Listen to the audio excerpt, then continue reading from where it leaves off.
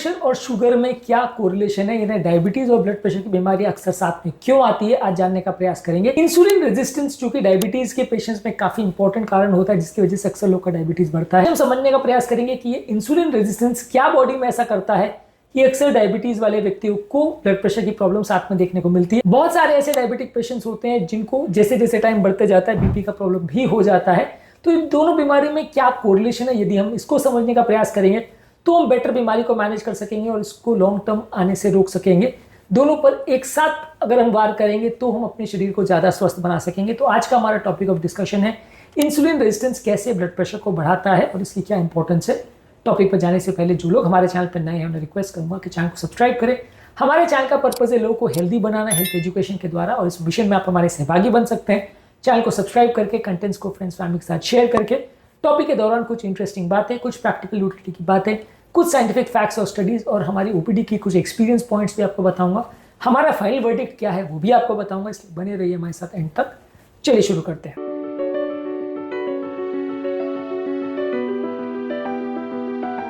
क्या आप जानते हैं डायबिटीज और किडनी की प्रॉब्लम या डायबिटीज और हाइपरटेंशन के बीच क्या कोरिलेशन है? क्या आपके परिवार में कोई ऐसा व्यक्ति है जिसको डायबिटीज और हाइपरटेंशन दोनों है? कमेंट सेक्शन में लिखकर हमें जरूर बताएं। सोडियम रिटेंशन करता है जब इंसुलिन रेजिस्टेंस होता है। जब बॉडी में इंसुलिन रेजिस्टेंस होता है, यानी इंसुलिन रेजिस्टेंस का मतलब बेसिकली ये है कि जो रिसेप्टर पे इंसुलिन को काम करना होता है, यानी कि जहां रिसेप्टर पे इंसुलिन नॉर्मली बाइंड करता है तब वो अपना काम शुरू करता है। अगर उस रिसेप्टर का रिस्पॉन्स कम हो जाए, यानी वो रिसेप्टर जितना काम करना चाहिए वैसा नहीं कर पा रहा है, तो इंसुलिन रेजिस्टेंस हो जाता है। जब इंसुलिन रेजिस्टेंस होता है तब व्यक्ति का सोडियम बैलेंस गड़बड़ हो जाता है, यानी बॉडी जो सोडियम को पेशाब के जरिए, किडनी के जरिए बाहर निकालना होता है वो नहीं कर पाती है, जिसकी वजह से बॉडी में ज्यादा पानी और ज्यादा नमक भरने लगता है, जिसकी वजह से ब्लड वॉल्यूम बढ़ जाता है। जब ये ब्लड वॉल्यूम बहुत ज्यादा बढ़ जाता है तो ये रक्त नलियों पर डायरेक्टली प्रेशर एक्सर्ट करता है, यानी उस पर ज्यादा खिंचाव उत्पन्न होता है, जिसकी वजह से हाइपर वॉल्यूमिया होता है और ब्लड प्रेशर बढ़ता है।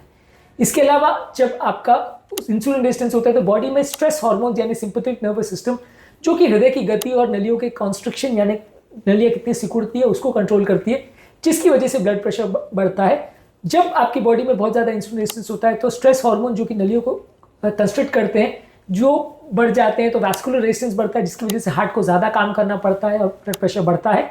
इसके अलावा ये हृदय की गति को भी बढ़ाते हैं, जिससे हार्ट एक बार में ज्यादा ब्लड पंप करता है, इसकी वजह से भी ब्लड प्रेशर बढ़ता है। ये सारे सिंपैथेटिक प्रॉब्लम जो है मेटाबॉलिक प्रॉब्लम्स में ज्यादा देखने को मिलते हैं, जिससे अक्सर ब्लड प्रेशर बढ़ जाता है। इसके अलावा इंसुलिन रेजिस्टेंस होने की वजह से नलियों को डायलेट करने वाला एक बॉडी का इंडोजिनस हार्मोन या इंडोजिनस प्रोडक्ट जिसे नाइट्रिक ऑक्साइड बोलते हैं, जो कि रक्त नलियों की इनर लाइनिंग अक्सर बनाती है नलियों को डायलेट करने के लिए, ये कम हो जाता है, जिसकी वजह से ब्लड प्रेशर बढ़ जाता है।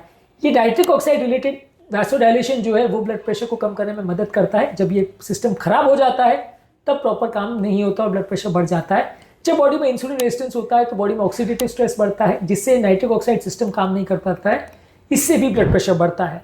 इसके अलावा जब इंसुलिन रेजिस्टेंस होता है तो रेनिन एंजियोटेंसिन सिस्टम, जो कि बेसिकली बॉडी के हार्मोन्स का एक सिस्टम है जो कि बॉडी के नमक, पानी और ब्लड प्रेशर को रेगुलेट करता है, कंट्रोल करता है, वो गड़बड़ हो जाता है। इंसुलिन रेजिस्टेंस की वजह से एंजियोटेंसिन 2 हार्मोन ज्यादा बनता है, जो कि नलियों को कंस्ट्रिक्ट करता है, जिसकी वजह से नलियां सिकुड़ जाती है और इससे भी बीपी बढ़ता है। इसके अलावा इंसुलिन रेजिस्टेंस की वजह से एल्डोस्टेरोन ज्यादा बनता है, जो कि बॉडी में सोडियम और पानी को रिटेन करता है किडनी द्वारा, इससे भी ब्लड प्रेशर बढ़ता है। जब इंसुलिन रेजिस्टेंस होता है तो बॉडी में एक लो लेवल का सूजन यानी इन्फ्लेमेशन डेवलप हो जाता है, जिसकी वजह से इन्फ्लेमेटरी मार्कर जैसे सी रिएक्टिव प्रोटीन और ट्यूमर नेक्रोसिस फैक्टर अल्फा ये दोनों बढ़ जाते हैं। इसकी वजह से भी अक्सर नलियां स्टिफ हो जाती है और इसकी वजह से भी ब्लड प्रेशर बढ़ता है। इसके अलावा जब इंसुलिन रेजिस्टेंस होता है तो रक्त नलियों का जो इनर पार्ट है जिसे एंडोथेलियम बोलते हैं वो प्रॉपर काम नहीं कर पाता है, जिसकी वजह से भी नलियां अक्सर सिकुड़ जाती हैं और ब्लड प्रेशर बढ़ता है। जब आपको इंसुलिन रेजिस्टेंस होता है तो बॉडी में फैट ज्यादा बढ़ने लगता है, ये फैट आपके इंटरनल ऑर्गन्स में भरने लगता है, जिसकी वजह से आपका ओवरऑल कुछ ऐसे साइटोकाइंस बनते हैं जिसे एडिपोकाइंस बोलते हैं, जो कि आपका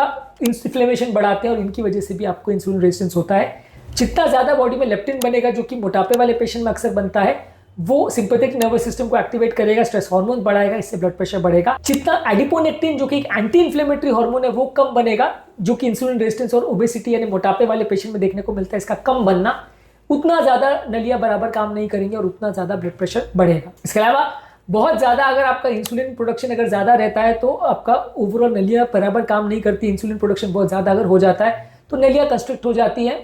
इसके अलावा जब इंसुलिन रेजिस्टेंस होता है तो पैनक्रियास बहुत ज्यादा मात्रा में इंसुलिन बनाता है, ताकि इंसुलिन बराबर अपनी काम कर पाए और शुगर लेवल्स कंट्रोल हो पाए, जिसकी वजह से इंसुलिन प्रोडक्शन बहुत एक्सेसिव हो जाता है। और जब ये एक्सेसिव इंसुलिन बनता है तो ये डायरेक्टली भी रक्त नलियों को सिकुड़ा देता है, यानी कंस्ट्रिक्ट कर देता है, और ये डायरेक्टली भी किडनी को इफेक्ट करता है, जिसकी वजह से किडनी भी और ज्यादा पानी और नमक को रिटेन करती है, जिसकी वजह से ब्लड प्रेशर बढ़ता है। इसके अलावा इंसुलिन रेजिस्टेंस की वजह से रक्त नलियों में कोलेस्ट्रॉल का जमा होना, नलियों का हार्ड होना, ये सारे प्रॉब्लम भी बढ़ जाते हैं, जिसकी वजह से हार्ट को ब्लड पंप करना ज्यादा मुश्किल हो जाता है। तो बेसिकली समरी ये है कि ये शरीर का पानी और नमक बढ़ाता है, सिंपैथेटिक नर्वस सिस्टम यानी स्ट्रेस हार्मोन्स को बढ़ाता है, जो कि बीपी और हार्ट रेट बढ़ाते हैं। एंडोथेलियल डिसफंक्शन करता है, नलियों का इनर लाइनिंग जो कि ब्लड प्रेशर को कम करने में मदद करता है, उसको खराब करता है। रेनिन एंजियोटेंसिन सिस्टम को एक्टिवेट करता है, ये भी ब्लड प्रेशर बढ़ाता है। सूजन यानी इन्फ्लेमेशन को बढ़ाता है। बॉडी में मोटापे यानी फैट को बढ़ाता है, जो कि लेप्टिन और एडिपोनेक्टिन हार्मोन्स को अफेक्ट करता है, इससे भी ब्लड प्रेशर बढ़ता है।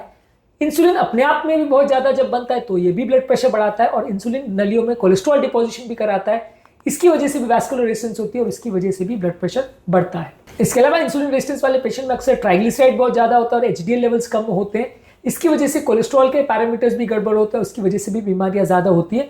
ओवरऑल जैसे जैसे बीपी बढ़ते जाता है, इंसुलिन रेजिस्टेंस भी बढ़ता है। हाई बीपी इंसुलिन रेजिस्टेंस को बढ़ाता है और हाई इंसुलिन रेजिस्टेंस बीपी को बढ़ाता है, तो एक तरह का विशेष साइकिल हो जाता है, जिसकी वजह से बीपी भी बढ़ता चला जाता है और आपका इंसुलिन रेजिस्टेंस भी बढ़ता चला जाता है। अमेरिकन जर्नल ऑफ हाइपरटेंशन में एक आर्टिकल पब्लिश हुआ था, जिसने बताया था कि इंसुलिन रेजिस्टेंस वाले पेशेंट में इन्फ्लेमेटरी मार्कर्स जैसे सी रिएक्टिव प्रोटीन ज्यादा देखने को मिलते हैं। और जर्नल ऑफ क्लिनिकल एंडोक्राइनोलॉजी में एक आर्टिकल पब्लिश हुआ था 2016 में, जिसने बताया था कि इंसुलिन रेजिस्टेंस वाले पेशेंट में नाइट्रिक ऑक्साइड या नलियों को डायलेट करने वाला जो तत्व होता है उसका प्रोडक्शन कंपैरेटिवली कम हो जाता है। तो बेसिकली जितना ज्यादा इंसुलिन रेजिस्टेंस होगा उतना ज्यादा आपका ब्लड प्रेशर बढ़ेगा। ये दोनों आपस में काफी हद तक रिलेटेड है। क्या आप इनके रिलेशन को समझ गए हैं और क्या आप इसको अपने ट्रीटमेंट का बेसिस बनाना चाहते हैं, या आप इंसुलिन रेजिस्टेंस को कंट्रोल करना चाहते हैं, तो कमेंट सेक्शन में लिख के हमें बताएं। हमारे चैनल पे इंसुलिन रेजिस्टेंस को कंट्रोल करने के लिए बहुत सारे वीडियोस हैं, उस पर आप फोकस करिए। उसका एक अलग से प्लेलिस्ट भी अवेलेबल है, उस पर यदि आप फोकस करेंगे और उसको फोकस करके आप कम करने का प्रयास करेंगे तो ब्लड प्रेशर को कम करने में मदद मिलेगी। उम्मीद करूंगा कि आज के टॉपिक में कुछ नई बातें जानने को मिली होगी। जो लोग हमारे चैनल पर नए हैं उन्हें रिक्वेस्ट करूंगा कि चैनल को सब्सक्राइब करें। हमारे चैनल का पर्पज है हेल्थ एजुकेशन द्वारा लोगों को हेल्थी बनाना, और इस मिशन में आप हमारे सहभागी बन सकते हैं। वीडियोस को लाइक करके, चैनल को सब्सक्राइब करके।